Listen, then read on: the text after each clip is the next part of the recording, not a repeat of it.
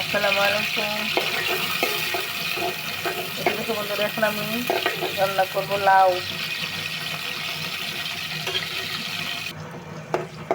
রসুন দিয়ে দিলাম, হলুদ দিয়ে দিলাম, ধনিয়া পাতা, একটু মরিচের পাখি দিয়ে দিলাম, সাথে দেবো দিয়েছি কিছু কাঁচামরিচ,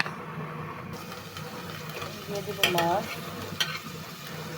এখানে একটু জল এবং এখন মাছ কষানো হয়ে গেছে। এখন লাউ দিয়ে দিলাম, এই তো লাউ এখন লাড়েছে আর একটা দিব।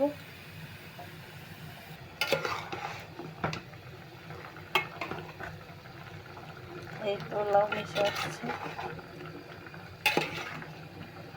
একদম কচি লাউ, ঝটপট হয়ে যাবে।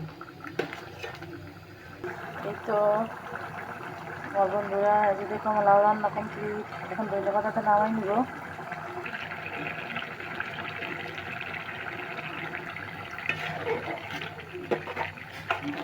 এই তো রান্না কমপ্লিট।